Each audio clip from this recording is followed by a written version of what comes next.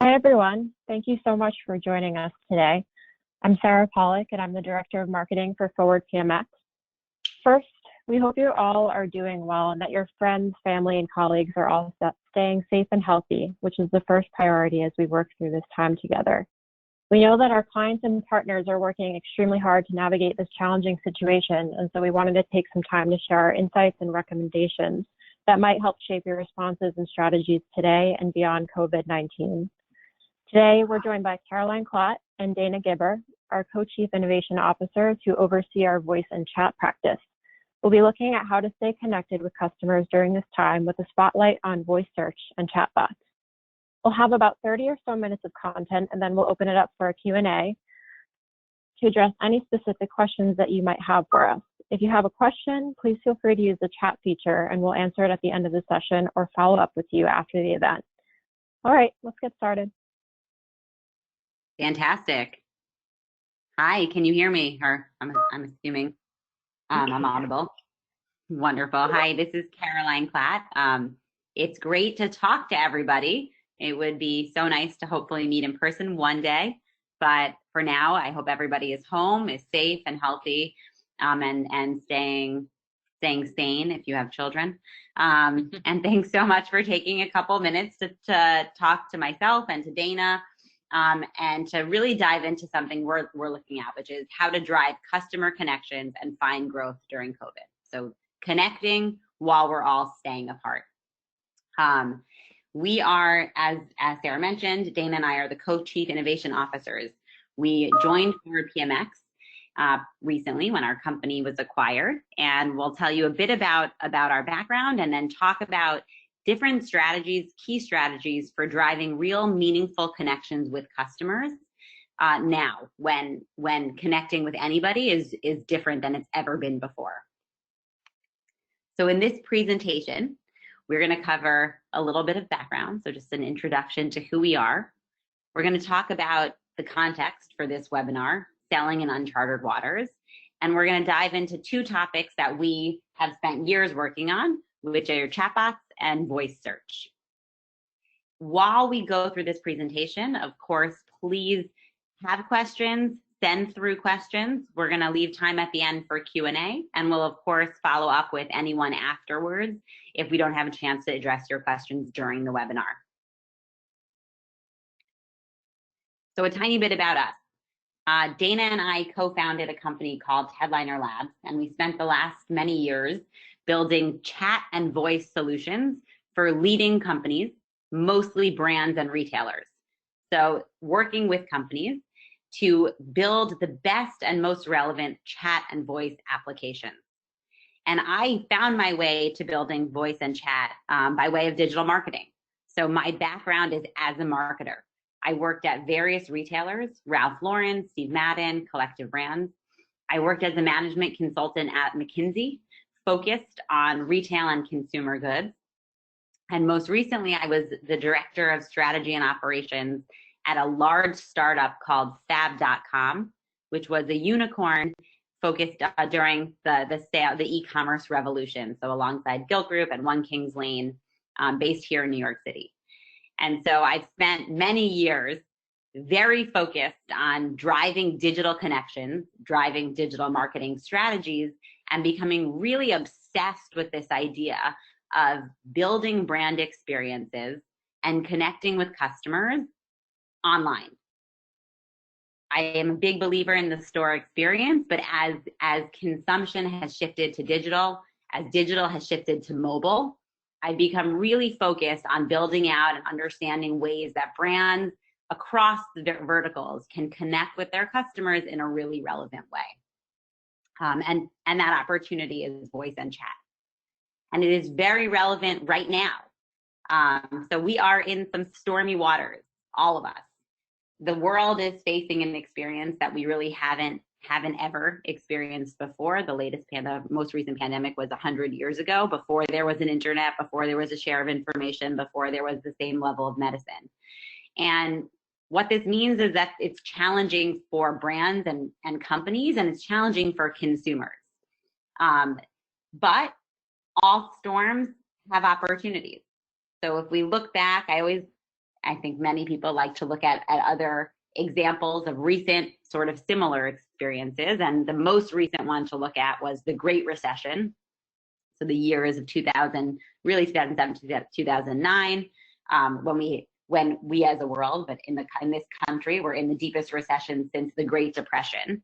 And there were real shining stars, not just utilities and not just, home goods and grocery, but brands that were able to stand out and really sell by building experiences that resonated with their customers.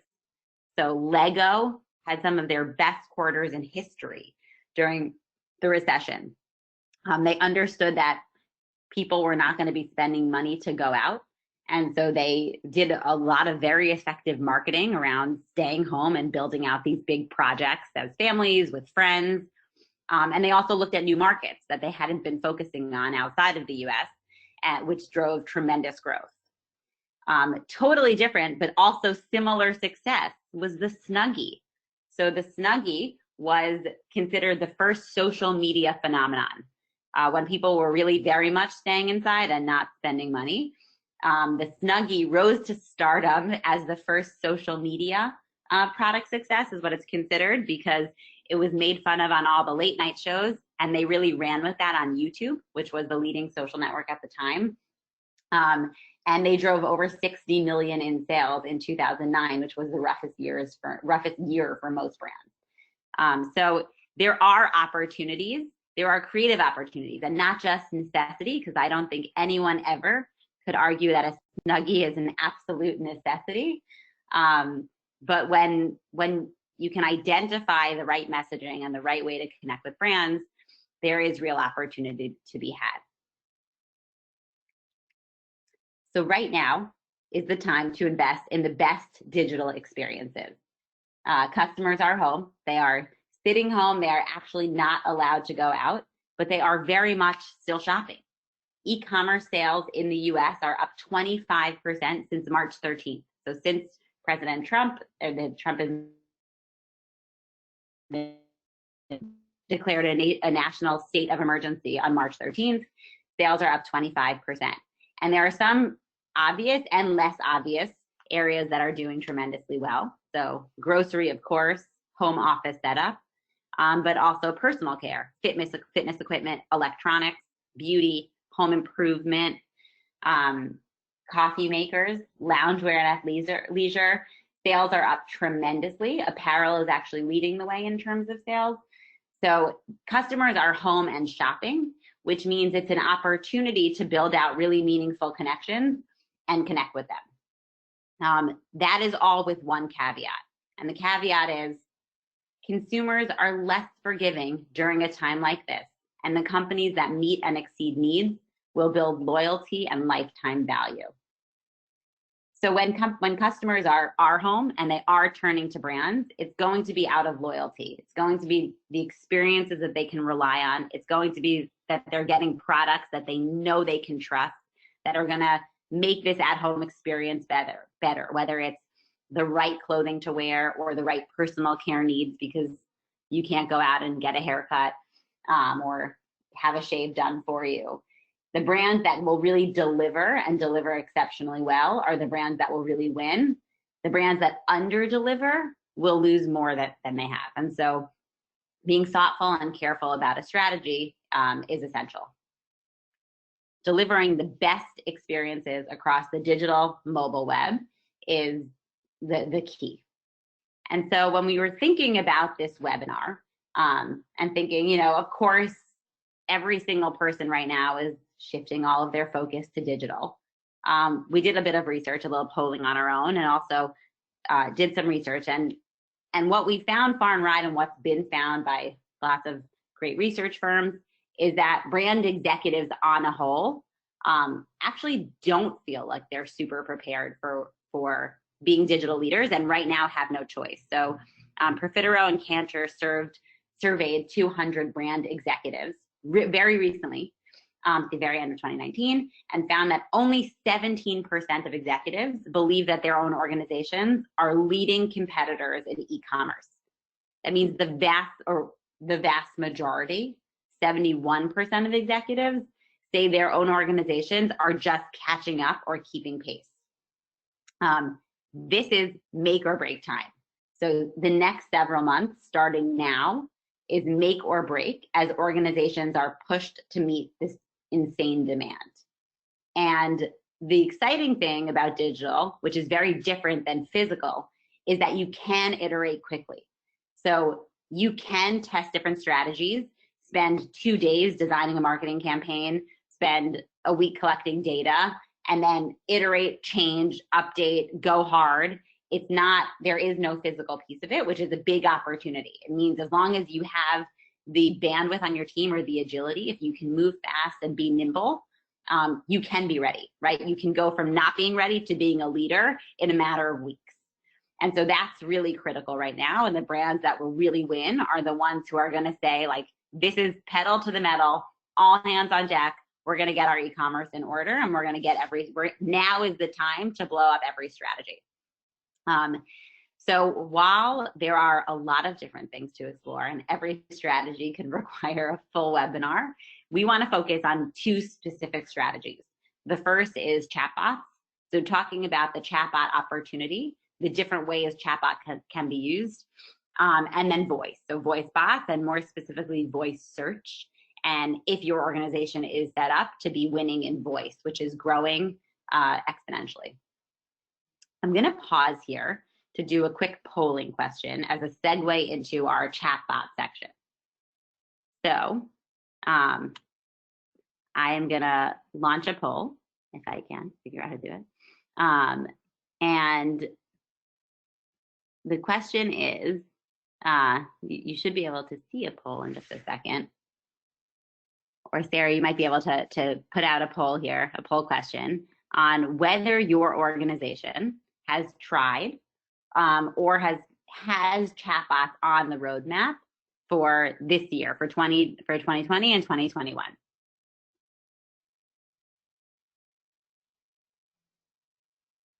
I wish I had the Jeopardy music right now. I'll find it in time for the next poll. We have around a couple more seconds to answer. There should be a poll up on your screen.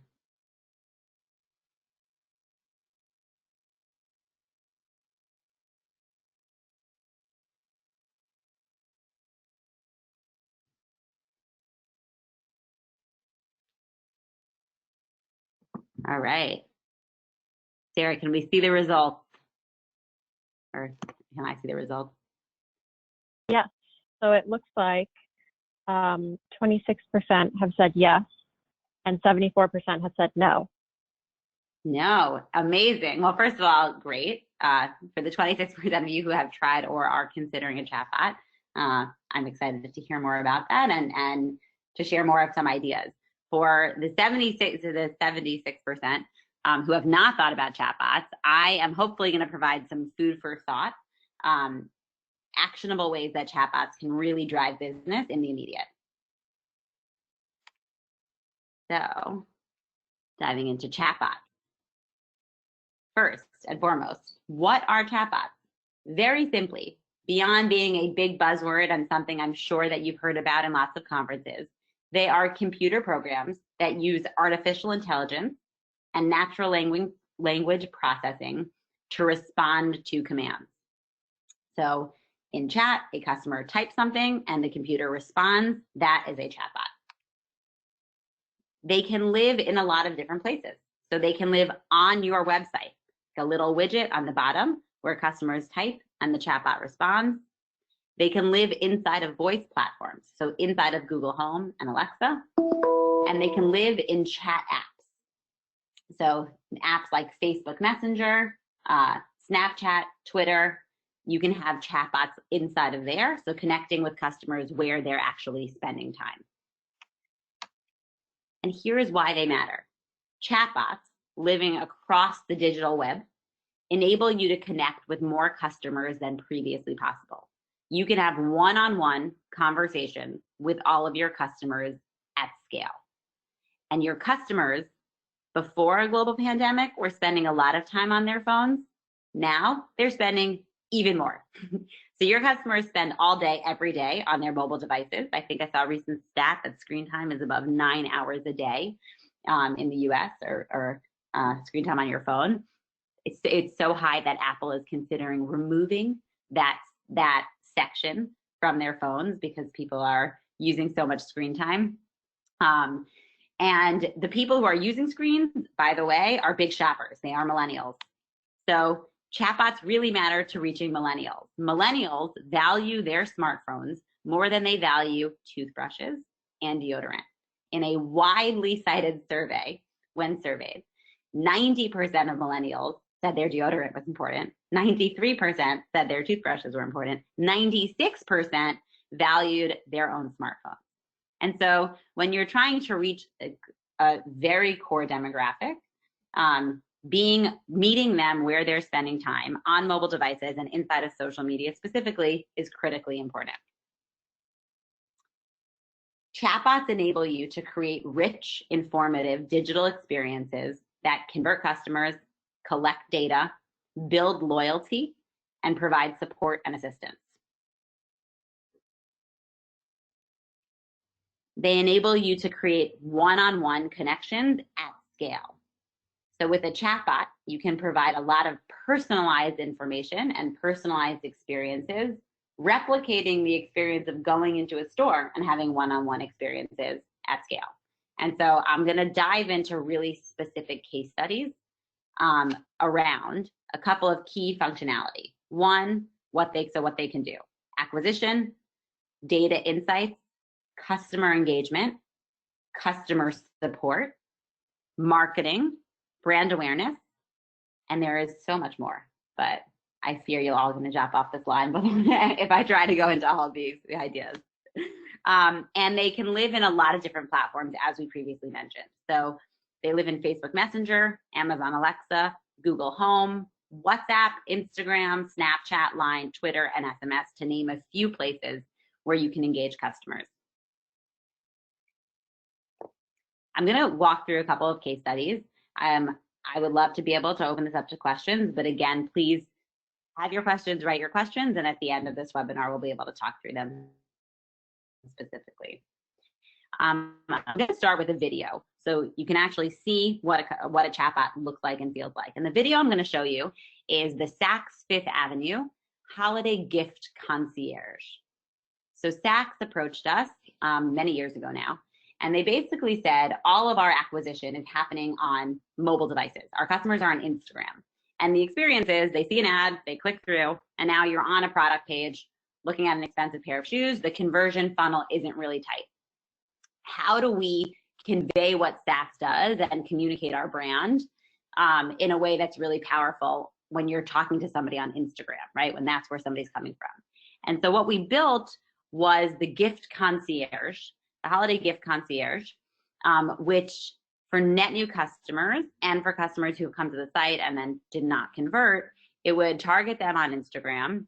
And when a customer clicked an ad, they would end up inside of a conversation, a chatbot conversation that took information about who they were shopping for and recommends gifts. And we launched this with Saks now for every major gifting period for the last 3 years. It is incredibly powerful and effective. So,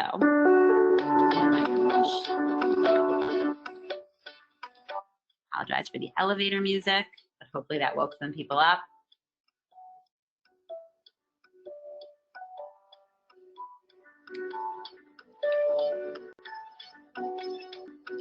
So this chatbot is going to show specifically acquisition, improving mobile acquisition. We proposed, designed, and developed a holiday chatbot to help customers purchase the perfect gift. So here a customer is on Instagram, they see this ad, and when they click the ad, it opens up Messenger, and now they're actually in a conversation with the gift concierge, who's asking questions like a salesperson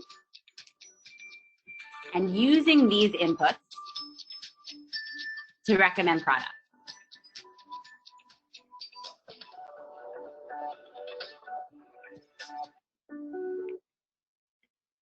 So what you saw there, just to recap, because I know the music was quite loud, is we run ads on Facebook and on Instagram. When you click those ads, instead of ending up on Saks.com, you're inside of a chatbot conversation where the customer is adding information or providing inputs around the person they're shopping for. And then we use that information. The chatbot intelligently sorted through thousands of SKUs and made specific product recommendations. I'm going to show you one more video, and then my videos are done. But this similar technology can be used, one, to acquire, but two, to really drive sales. So I'm going to show you the Way Hair Consult. Way Hair Care is a super, super fast-growing hair care brand. It's Jen Atkins' hairline. She's Kim Kardashian's hairstylist. And what they found, so Way launched a few years ago. It's a very young company, and they exploded on social media. And they found that they had their own site and they had Sephora as their two channels for distribution. And in Sephora, they were selling really large average order values because their salespeople who they trained would look at somebody's hair, and none of you got to see my gorgeous quarantine hair today. But I, for example, would walk in and somebody would say, oh, Caroline, your hair is oily and long and dead and color treated. Here are the 7 products you need, but you'll love them. And so customers were spending a lot of money in Sephora. On the Way site directly, they were spending significantly less. They were coming from social media, excited by the brand and by Jen, and buying one product. And so they recognize that if they can replicate the Sephora salesperson in social media, they could increase their average order value. And so that's what we built. It's the Way Hair Consult. That is, the ads really make you feel like you're going to get specific hair recommendations from Jen Atkins, the celebrity hairstylist. So it's very prescriptive. It asks you real questions about your hair type. So what's your hair length? What is your hair type? What is the texture? Really prescriptive and informational questions with, by the way, an insanely high completion rate, almost 90% completion rate. So customers felt like they were giving real info, first party important data, and getting back something in return. And that was going to be specific recommendations. So is your hair thinning? What results do you want? And then it would say your test results are in. Good news, it's treatable. And Way has over 7,000 different combinations. They explain what the combination is that they're sending, and then they make these product recommendations. So they have add all to bag, or 7 different products here. Each one could be added to the bag individually, or you can buy them all and there's a discount for the bundle, or there is a discount. And so super, super direct and effective way to bring that in-store experience, that salesperson into the digital space and really increase the average order value and increase sales overall. So similar experience. Ads are run on Instagram and Facebook. When you click the ad, you end up in this chatbot experience, at the end of which you get personalized recommendations. So it's this one-on-one connection at scale, and a direct link to check out and drive direct sales. Another great use case also in the beauty and personal care space is first-party data insights. So especially as the world moves cookieless, but collecting first-party data is essential. It's super, super important. And when there is a fair exchange where when you as a brand are giving something, customers are very okay to give their information back, and then you own it as first-party data. And so Dr. Brandt is a great skincare brand. They had an infusion of capital. They were bought by private equity. And when they were determining new products to build, they wanted to do focus groups. Essentially, think of a focus group where you bring people into your office and you have them talk about their skincare concerns and branding and marketing. They did that at scale. So we built out focus group questions with them. Again, it was a long quiz about the environment that you live in, the hours of sleep, packaging that you like, and the exchange was you'll get free product if you answer all these questions. And it was a fabulous way. It is a very effective way that Dr. Brandt collected a lot of information that drove product development and also packaging and design. The last thing I want to walk through before we jump into voice is on-site customer assistance, on-site and off-site. So customer assistance, especially right now when customers are asking lots and lots of questions, a lot of information is changing. So shipping time is changing, policies are changing, where there's physical locations and existing appointments. We're seeing a massive influx of questions, not just in retail, but in retail and travel, in experiences and personal care. And so being able to handle the 75% of questions that are asking basically the same 10% of information is hugely valuable. It frees up your team to really focus on the customers that need personal attention, to get them that information and to give that information or give that customer support in a timely way. And your bot can handle the vast majority of questions that are coming in 24/7. So you're satisfying more customers very quickly.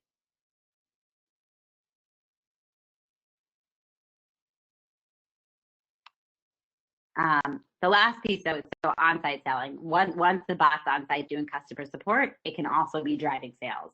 So helping customers match to products, find the right things, give them special offers and discounts. A chatbot can do that and can drive that same experience that it's driving in all these social channels. So just to wrap up the chatbot section, there are a ton of different applications. The two or three that we see most often are marketing, so really driving sales. And within that, it's increasing the average order value by bundling products and also helping customers sort through a big product catalog.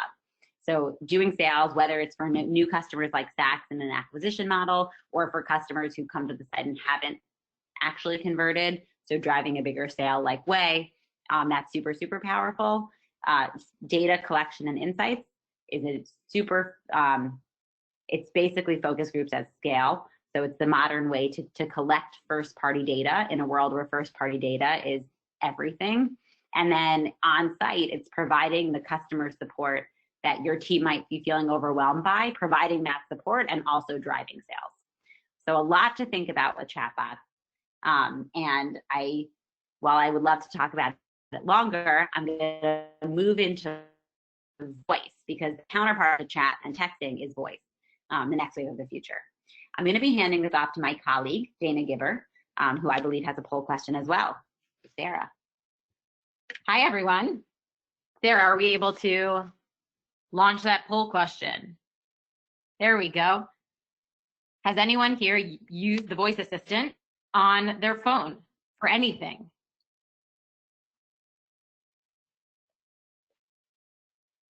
So I'm going to give it a few minutes to collect some responses here. I have a hunch what the answer is going to be, but we'll see if our breakdown mimics the widely cited stats. Found it.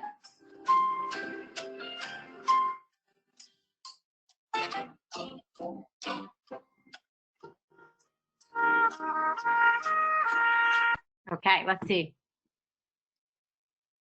Okay, it looks like 80% have said yes, they have used their voice assistant on their phone, and 20% have said no. Wow, beautiful breakdown. So first of all, I think it's very appropriate that we are going to start talking about voice and voice search, and I can only talk to you as a voice. So during this time, more than ever, we are all getting more and more comfortable with voice capabilities. We are conducting business by voice chat. We are, over the last few weeks, doing school. All of our children are being schooled by voice. And increasingly, we are searching by voice. And so in our audience today, 80% have used the voice assistants on their phone. And the stat that I love to say is that 48% of people actually search via voice. And so not only are we talking to the voice assistant on our phone or on our smart speakers, but we are using them for purposes of search. And this represents an incredibly massive shift in the search landscape, and one that really represents a tidal wave that is not only approaching, but it is on the precipice of landing. And so understanding voice search, understanding how it's done, what the stats look like right now as far as what people are searching for on voice, how are they using their voice assistants, and how this impacts brands and retailers and industries in general. That is going to be the purpose of this back half of the webinar, so that you come away really understanding what's going on with voice and how your company and your brand should be thinking about it. And so, voice search. So what is voice search? I think everybody probably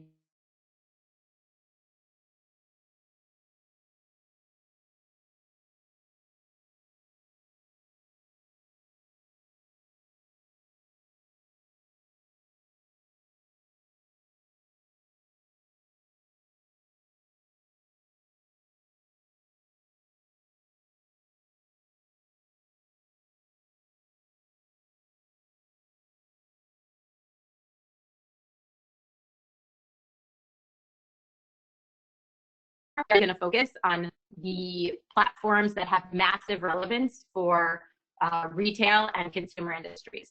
And so that falls into 4 different buckets.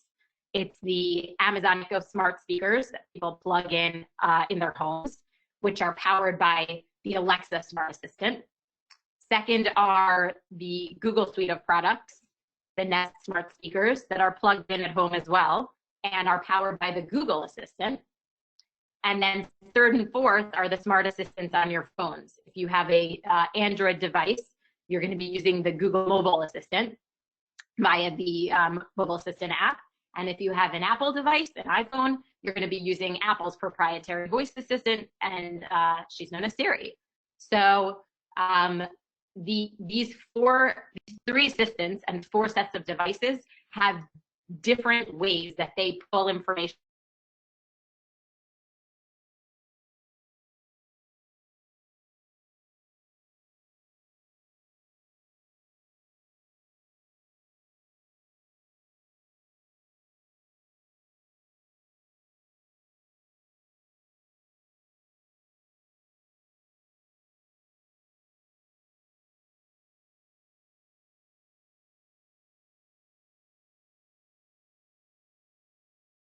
a smart speaker, and it is expected to rise to 75% by 2021. Now, I think we can all agree that 2020 has been a relatively unpredictable year, and so even if this stat doesn't hold, although it might exceed the 75% stat as people have to stay home for longer, we've seen sales of smart speaker devices actually start spiking during this period. But even if we don't hit 75%, the 25% at present represents massive penetration of smart speakers in American homes. And if we're even at 40, 50, 60% by the end of the year, we're talking about a massive opportunity to reach people in the confines of their home or office. And then, of course, you have the smart assistants that live on people's mobile devices, where you have about 98% penetration as far as those smart speakers, those smart assistants being available, meaning that's who has smartphones. And you have 48% of people who are already engaging. And not only are they engaging, they're spending. So consumer spending via voice assistants is expected to reach 18% by 2022. So we are not only getting really comfortable talking to our devices and into our devices, but we are figuring out the ways to use them for consumption purposes, both as consumers and, more importantly, on the brand and company side, figuring out how to set yourselves up with a strategy that leads to this consumption. And this is spanning every single demographic, but one that's really important is that 55% of teenagers are using voice search on a daily basis. So that is a huge number, and it's a huge amount of searches. They're not just using it, they're using it daily. So I think it's clear that a lot of people are using their voice assistants, and they're searching via their voice assistants. What are they searching for? It's extremely important to understand how people are using these. There is a fair amount of activity with smart assistants that is not necessarily relevant to brands and retailers and for a marketing strategy. So for example, there's a lot of people asking for directions while driving. There's a lot of people who are asking their voice assistants to help them check the weather or play music.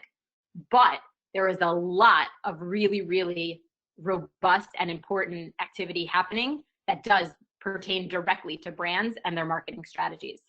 So asking about facts is 68%, and this includes a lot of brand-related facts and product-related facts. 52% of people actually search for a product or service on their smart speaker or smartphone via the voice assistant. And 47% are using it for a business or store location finder, which has tremendous relevance for chain businesses, franchise businesses, and local businesses. And so there is this massive amount of action and activity happening in the voice realm. And most brands at this point have SEO strategies, but don't necessarily have any or robust enough voice SEO strategies, given how much activity is happening that is of direct relevance. So what kinds of queries can people be asking that are important, and what do these queries look like? So there's a lot of what is the best shampoo for color treated hair type of questions, meaning the best, the newest, the latest, the hottest. Similarly, what's the best razor for women? So again, lots of best, newest. Then what are cat eye sunglasses? So that's a more fact-related question, or a fact-oriented question that pertains directly to products. What are cat eye sunglasses? I think there's probably a lot of sunglass brands that would love to rank when Siri or the Google Assistant responds to that question. It would be nice if it was your brand answering it. Where can I get a laptop in Westchester? So that represents a more localized location or store finder type of query. So during this crisis, or time of opportunity, if you want to flip the word into a more positive one. So during this opportunity time, I think the key things that each individual marketer can be doing is, one, understanding what voice search is, how it's working, what it looks like right now, how people are using it. So it's just sort of the education piece, because that really lags behind usage, given how much usage penetration there is. And then secondly, it would implementing some strategies. So by way of continuing our education on voice search and what's happening now, it's useful to understand how the different voice assistants actually respond to queries. Where are they sourcing the information from? It's different for the three different main smart assistants. So Alexa tends to answer source answers from Bing reference destinations and from branded Alexa skills.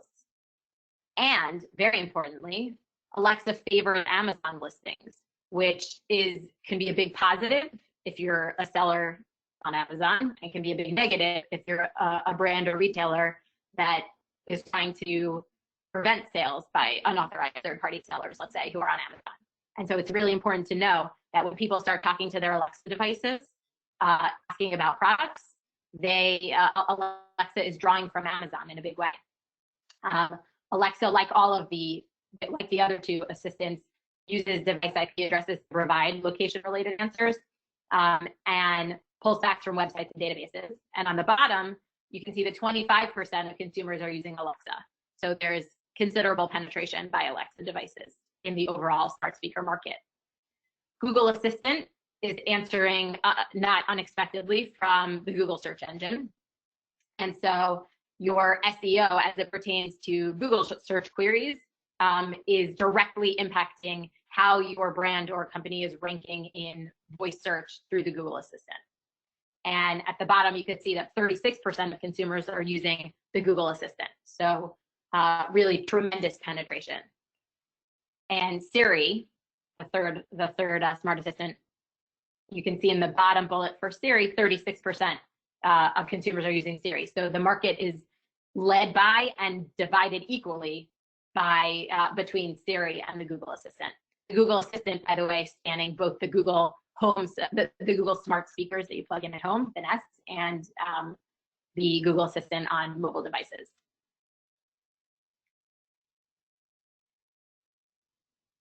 And so now that we understand how deep the penetration for voice usage is, meaning people interacting with their smart speakers and their mobile voice assistants, and the fact that they are using it to search, and understanding that this is spanning 4 types of devices and 3 types of assistants, or 3 main assistants, Siri, Google Assistant, and Alexa, we can start thinking about what some basic high-level strategies are that are going to favor your company, your brand, your retailer, your business over others. So what are some actionable things that every business can do now? So this is these are general strategies. These are best practices. So we're going to cover 3 of them. Increasing your brand visibility in featured snippets, leveraging Google Shopping features, and taking advantage of list formats, all of which are best practices that pertain to all 3 assistants. So the first, featured snippets. So getting into position 0 is something that a lot of people consider vis-a-vis their SEO strategy. As I'm sure many attendees of this webinar know, there are pros and cons to being in the featured snippet. And something that really needs to impact your overall SEO calculus is understanding how the featured snippet pertains to voice search. So when the voice assistants are sourcing results to voice queries, they often use the featured snippet in their search results. And so as you weigh the benefits or costs of being the featured snippet, you should understand that there's a plus in voice search context. It is very, and there's a lot of reasons for it. It's actually quite intuitive why that would be the case. The Smart Assistant has a very limited way of representing results. It's many fewer results. There's not pages and pages like there would be in a written query, a regular search query. And the search assistant has to say it. And so it's easy to pull a fact-based featured snippet. We're going to deal with the list featured snippets in a couple of slides. But it's easy for the voice assistant to pull the featured snippet sentence or collection of sentences and then state them. And even when there's a visual component in the featured snippet, it will be displayed on the smartphone devices, or if you have a smart speaker that has an associated screen, they'll display the image and then just speak the associated copy. And so as you start thinking, as you continue thinking about being in position 0 versus being, let's say, the #1 SERP page results and the pros and cons, there is a tremendous pro in the voice search context. And that should be, again, injected into your calculus. Second, the smart speakers often utilize Google Shopping results. And this is for Siri, which sources answers from Safari via the Google search engine, and also for the Google Assistant. And so making sure that your Google Shopping strategy is robust and that you're utilizing a lot of Google Shopping features as they come out is really important. And this includes reviews and displaying the review ratings in your Google Shopping cards. It includes price drop alerts, sale alerts, special offers. That's a big one. So Google special offers. The voice assistants pull from these directly from the Google Shopping results, and optimizing your Google Shopping results will directly impact how you're ranking in voice search. And third, taking advantage of list forms. So again, it's very intuitive when you think about it. It's easy for voice assistants to respond to queries in list format. And so taking advantage of your brand, this is in featured snippets, obviously in featured snippets that are lists, but also in regular list content. It's easy for the voice assistants to draw upon list content in responding to queries.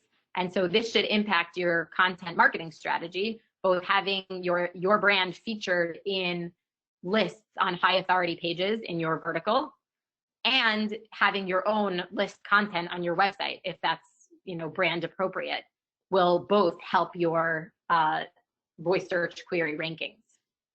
And I see that we're inching up in time. So very quickly, these were very general strategies that can apply to all brands.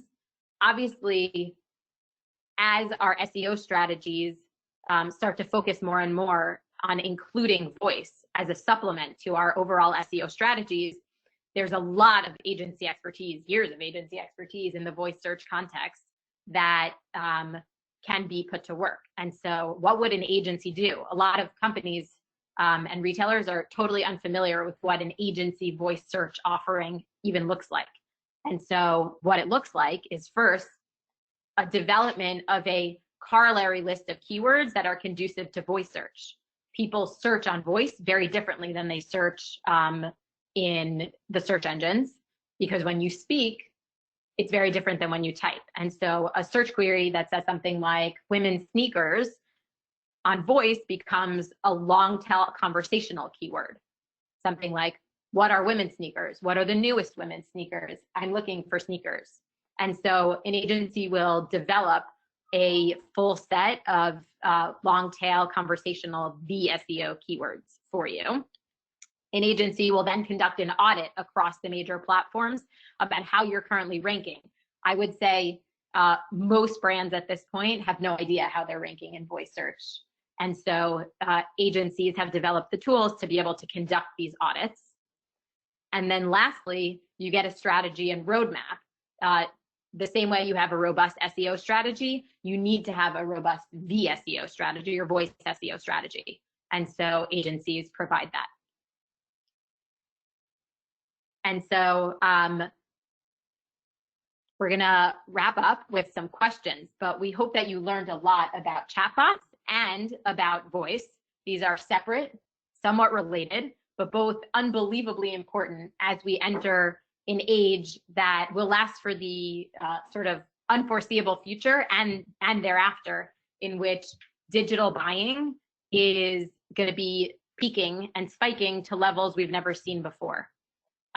We obviously at Forward PMX at the voice and search practice are super happy to help you. Oh, sorry, voice and chat practice are super happy to help you and answer any questions you might have about any of this. So. Great. Thank you so much, Dana and Caroline. That was really great. We do have a couple of questions. I do want to be mindful of everyone's time, however, so if we don't get to your question, we can certainly follow up. And one of the questions was actually, will you be sharing this information with everyone? And yes, absolutely. We'll be sharing the recording and the presentation with everyone after the event. We did have a question. How can I use chatbots to handle the new questions we're getting around COVID-19 and how it's impacting policies, shipping times? Yeah. So hi, this is Caroline. It's a great question. It's a question that we're getting from tons of existing clients who are, have relied on chatbots for various strategies, but now are saying we are overwhelmed. Our customer support team, which by the way is all remote, so harder to access, obviously dealing with whatever's going on at home, kids, family, stockpiling. They also have a huge influx of questions. And so chatbots are a really, really great immediate solution to dealing with a ton of customer inbound. You can stand up a chatbot that lives on your site, inside of social, that can handle 75% of the questions coming in right now. So we're seeing a big surge in chatbots to handle inbound queries. And it's something, by the way, that can be built pretty immediately. It's something we work on with someone on the customer support side, but happens really quickly, and you can have this stood up really, really quickly, built on top of our existing platform, which is full of natural language processing and AI. Awesome. Thanks, Caroline. So we will follow up with your questions if you had some that we didn't get to today. But otherwise, thank you so much for attending. It was really great to have you all. Thank you. Thank you. Thank you, everyone. And if anybody is interested in talking more about chatbots or voice search engine optimization, please let us know. Read our emails were on a lot of slides. They'll be sent after. I'm trying to find one, but they were. Anyone who has a conversation wants to talk about it more, please get in touch. Absolutely. Thank you.